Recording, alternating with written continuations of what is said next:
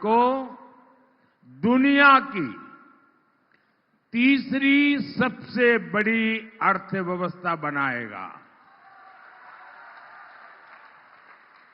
आपका एक वोट आपकी कमाई बढ़ाएगा, युवाओं के लिए रोजगार के अवसर बढ़ाएगा। आपका एक वोट मजबूत भारत बनाएगा। और इसीलिए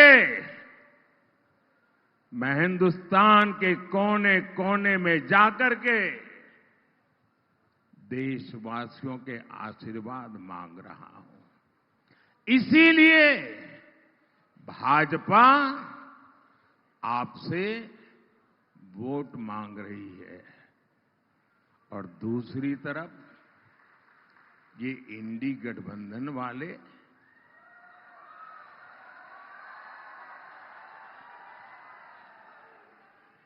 किसके लिए चुनाव लड़ रहे रे?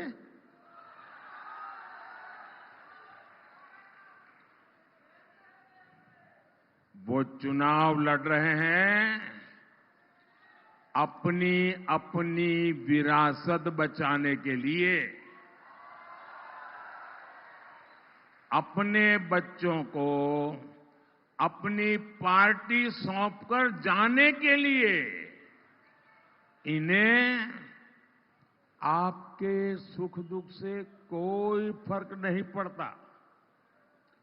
इंडी वालों की एक फेवरेट कहावत है, मैं बताऊं आपको, लेकिन मुझे डर लगता है कि मैं ये कहावत बताऊंगा तो कुछ एक लोग फेक वीडियो बनाने वाली फैक्ट्री है ना,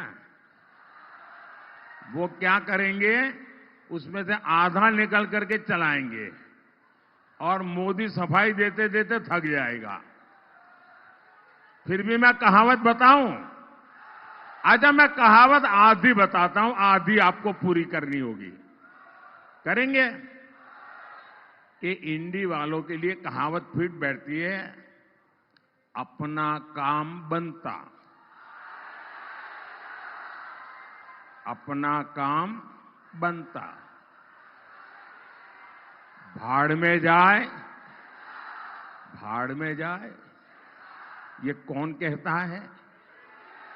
ये आदत किसकी है? अब जिनके लिए आपको इतनी कहावत मालूम है, तो फिर आप इनके लिए क्या सोचेंगे भाई? भाइयों और बहनों, आज भारत इतिहास के एक अहम मोड़ पर खड़ा है। आपको ये तय करना है कि भारत में वोट जिहाद चलेगा या राम राज्य चलेगा।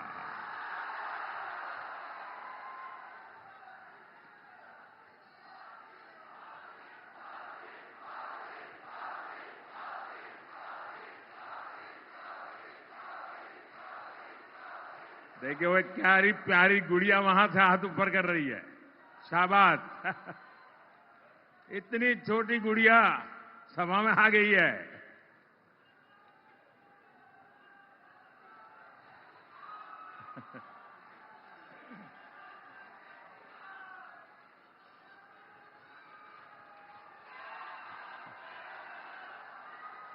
देखिए ये 2047 का वोटर है।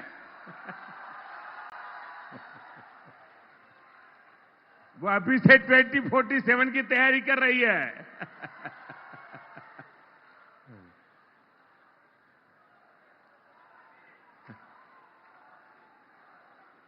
साथियों,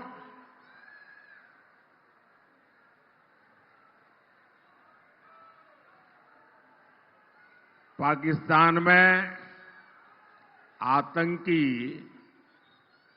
भारत के खिलाफ जिहाद की धमकी दे रहे हैं। और यहां के कांग्रेस के लोगों ने भी घोषणा कर दी है, मोदी के खिलाफ वोट जिहाद करो। यानी मोदी के खिलाफ एक खास धर्म के लोगों को एकजुट होकर वोट करने को कहा जा रहा है। सोचिए, कांग्रेस किस स्तर पर उतर आई है। हताशा, निराशा ने कांग्रेस को कहां ले जाकर के पटका है। आपको एक सवाल मैं पूछता हूं, जवाब देंगे? जरूर देंगे। आवाज इधर से आती है, उधर से नहीं आती है। ये मीडिया वालों को छोड़कर के सारे लोगों ने आवाज देनी चाहिए। इनको परेशान नहीं करना चाहिए। आप मुझे बताइए, क्या वोट जिहाद आपको मंजूर है? क्या लोकतंत्र में ये बात चल सकती है? क्या भारत का संविधान ऐसी जिहाद के लिए अनुमति देता है?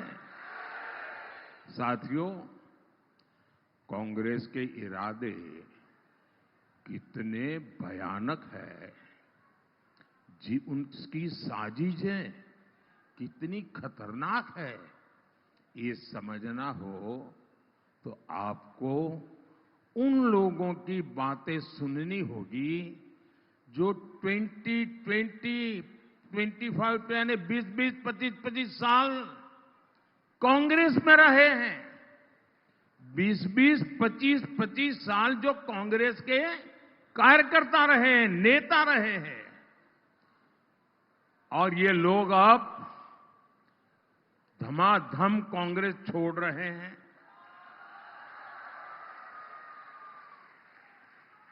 ये कुछ अजीब सी बात है ये। और वो बाहर आकर के खुली हवा में सांस लेते ही कहते हैं, बस अब और नहीं, इनफ इज इनफ। आप इनकी बातें सुनिए।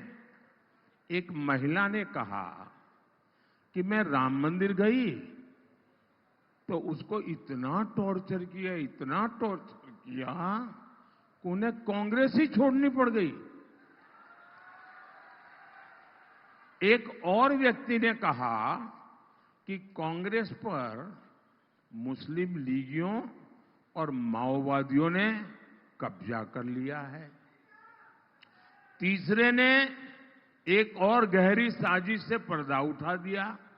उन्होंने कहा कि कांग्रेस के शाहजादे का इरादा राम मंदिर पर सुप्रीम कोर्ट के फैसले को पलटने का है।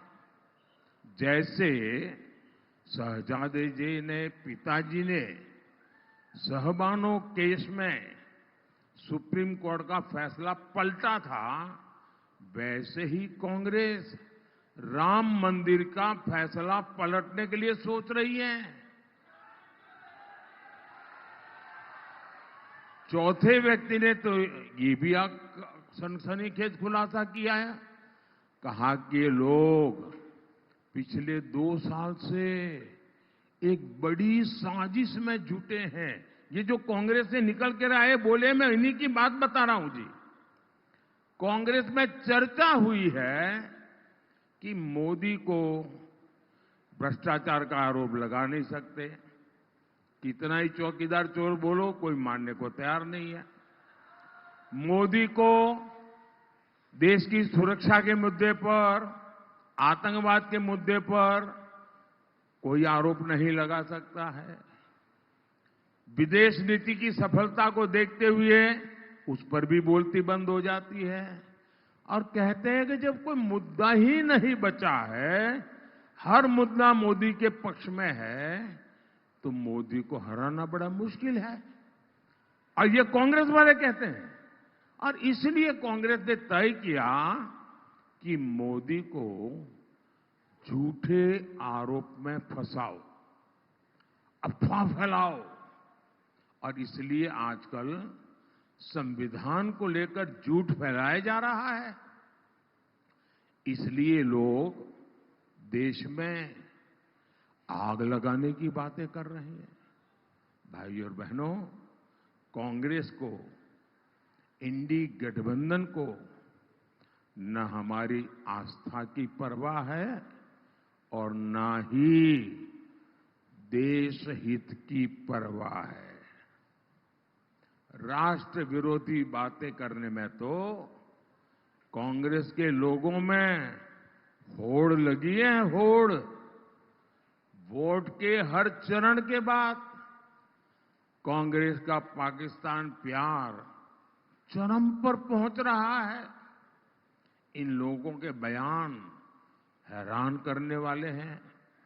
कांग्रेस के एक पूर्व सीएम ने कहा कि हमारी सेना आतंकी हमले करती है, पाकिस्तान तो निर्दोष है। क्या ये देश का नागरिक ऐसी बातें सुन सकता है क्या? हमारी सेना का ये अपमान है कि नहीं भाई? कांग्रेस के एक और बड़े नेता ने उनकी बेशर्मी देखिए। उन्होंने कहा कि मुंबई आतंकी हमले में भी पाकिस्तान का हाथ नहीं था। क्या आप इस बात को मानते हैं क्या? कोई मानेगा क्या? अरे दुनिया के किसी देश का व्यक्ति मानेगा क्या? कांग्रेस के साथी दल के एक और नेता भारत को धमकी देते हैं, कहते हैं कि पाकिस्तान ने चूड़ियां नहीं पहनी हुई है। बताओ, मैं तो कांग्रेस के शाहजादे से पूछूंगा, जरा ये बताओ भैया, आपके साथी ये सब बोल रहे हैं, इनकी मंशा क्या है? ये आखिरकार अचानक एक साथ चारों तरफ से सीनियर लोगों की आवाज क्यों आने लगी है? पाकिस्तान से इतनी मोहब्बत और हमारी सेना से इतनी नफरत, और इसलिए ही तो लोग कहते हैं कांग्रेस का हाथ, कांग्रेस का हाथ, कांग्रेस का हाथ। अब मैं तो नहीं बोल रहा हूं, आप बोल रहे हैं। भाई मीडिया वाले देखना, मैं नहीं बोला हूं। मेरे गले मत बढ़ दे रहा। इनको लगता है कि पाकिस्तान प्रेम दिखाकर ये अपनी वोट बैंक की राजनीति मजबूत कर लेंगे, लेकिन मैं जानता हूं इनकी जमानत तक बचनी मुश्किल है। भाई और बहनों, कांग्रेस की नजर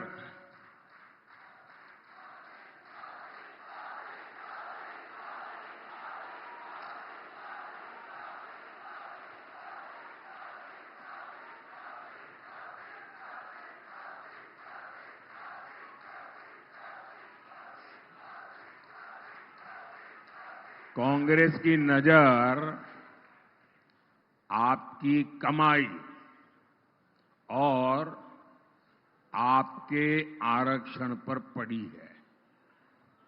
वो किसी न किसी बहाने आपकी जो संपत्ति है वो भी लूटना चाहते हैं, और बाबा साहब ने जो आपको आरक्षण दिया है उसमें भी डाका डालना चाहते हैं।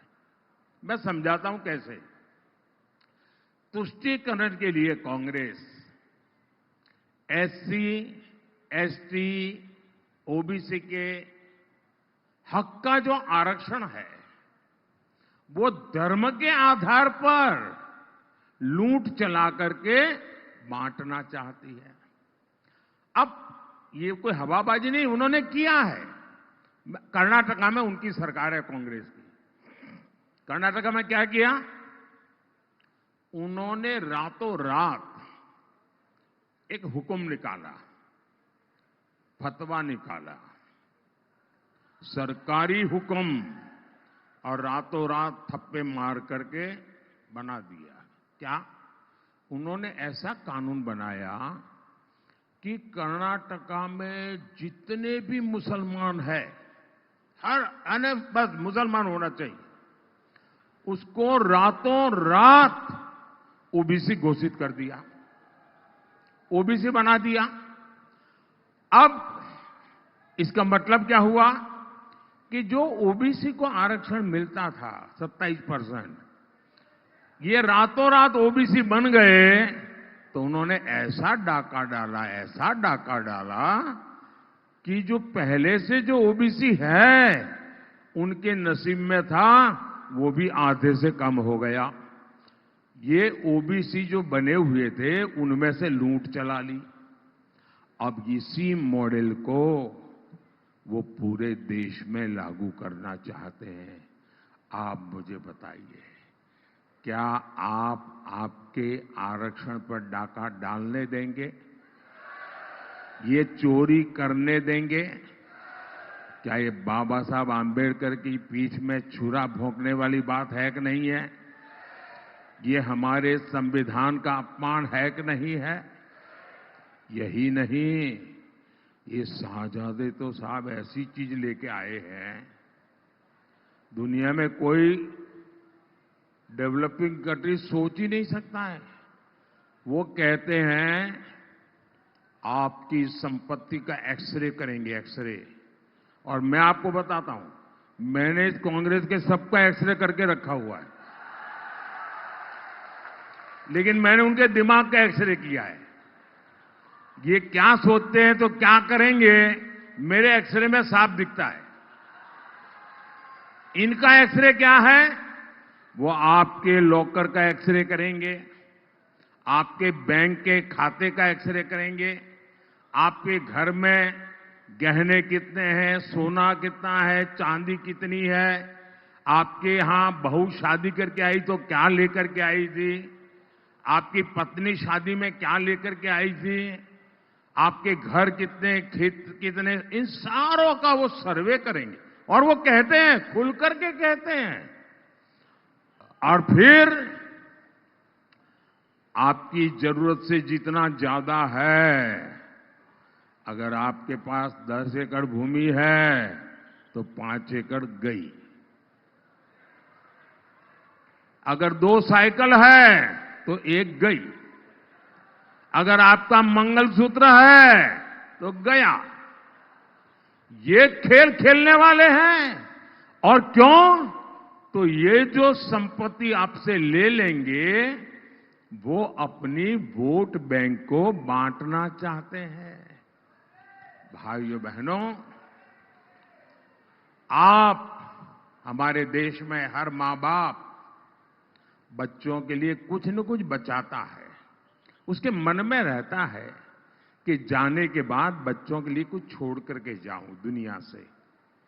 अब ये कहते हैं कि आपके मां बाप ने जो बचाया है वो सारा का सारा उनके बेटे बेटियों को नहीं मिलेगा, उस पर आधे से ज्यादा टैक्स लगेगा और आधे से ज्यादा सरकार छूने लगी।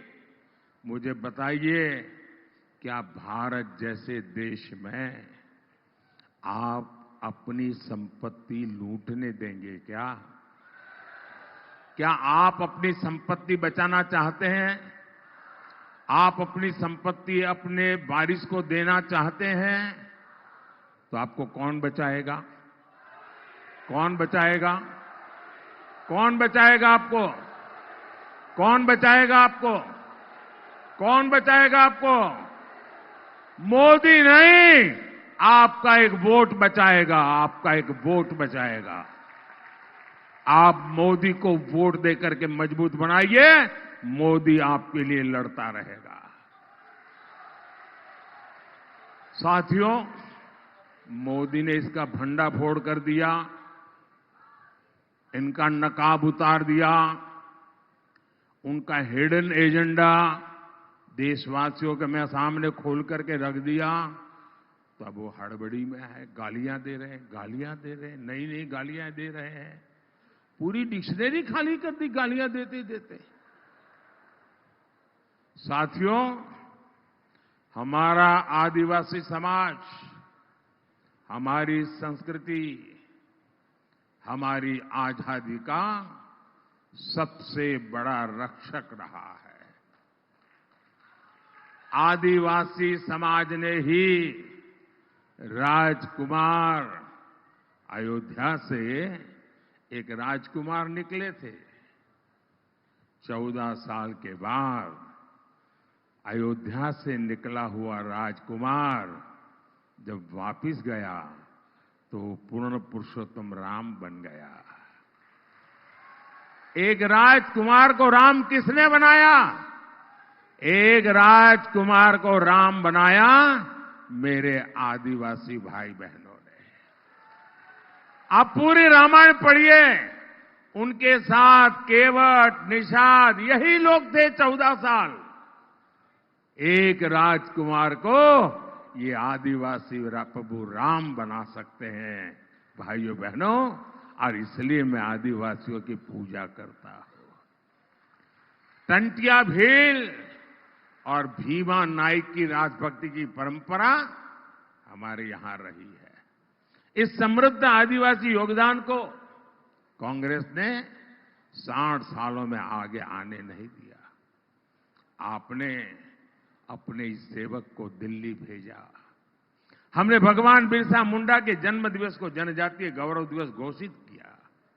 हम देश भर में आदिवासी सेनानियों से जुड़े म्यूजियम बना रहे हैं। निमाड़ में क्रांति सूर्य टंटिया भील विश्वविद्यालय बनाया जा रहा है। ऐसे ही यहां अनेक संस्थानों के नाम राजा शंकर शाह के नाम पर है, रानी कमलापति के नाम पर है, जननायक टंटिया भील के नाम पर है, भगवान बिरसा मुंडा के नाम पर है और राजा हृदय शाह के नाम पर रखे गए हैं। साथियों, भाजपा हर घर और हर खेत तक पानी पहुंचाने के लिए प्रतिबद्ध है। खरगोन में जिरन्या उद्वहन सिंचाई योजना पर काम चल रहा है। बिस्टान उद्वहन योजना सिंचाई योजना का लोकार्पण हो चुका है। यहां मेडिकल कॉलेज का निर्माण हो रहा है। मैं जानता हूं आदिवासी बेटे बेटी का सामर्थ्य जितना ज्यादा होता है, इसलिए भाजपा आदिवासी क्षेत्र में एकलव्य विद्यालय बनाने पर बहुत बल दे रही है। भाइयों और बहनों, याद रखिएगा 13 मई को खरगोन से मेरे साथी गजेंद्र सिंह पटेल और खंडवा से ज्ञानेश्वर पाटिल जी को हर बूथ पर विजयी बनाना है। बनाएंगे, ज्यादा से ज्यादा मतदान कराएंगे। मतदान करने के लिए एक उत्सव की तरह थाली बजाते बजाते मतदान मथक जाएंगे। अच्छा, मेरा एक काम करेंगे? कमाल हो यार, इन लोगों के लिए कहता हूं तो बड़े उत्साह से बोल रहे हो, मेरे लिए कहता हूं तो बोलते ही नहीं आप तो। जरा सबके सब हाथ ऊपर करके बताइए, मेरा एक काम करेंगे? पक्का करेंगे? अच्छा देखिए, घर घर जाइए, ज्यादा से ज्यादा घरों में जाइए, ज्यादा से ज्यादा लोगों को मिलिए और कहिएगा कि मोदी जी आए थे, मोदी जी ने आपको जय श्री राम कहा है। मेरा जय श्री राम पहुंचा देंगे। हर परिवार में मेरा जय श्री राम पहुंचाएंगे, बिना भूले पहुंचाएंगे। बोलिए भारत माता की, भारत माता की। बहुत बहुत धन्यवाद। माननीय प्रधानमंत्री जी मोदी जी का बहुत बहुत धन्यवाद। नरेंद्र मोदी जिंदाबाद, नरेंद्र मोदी जिंदाबाद। हर हर मोदी, हर हर मोदी। आपकी बार, फिर एक बार अब मैं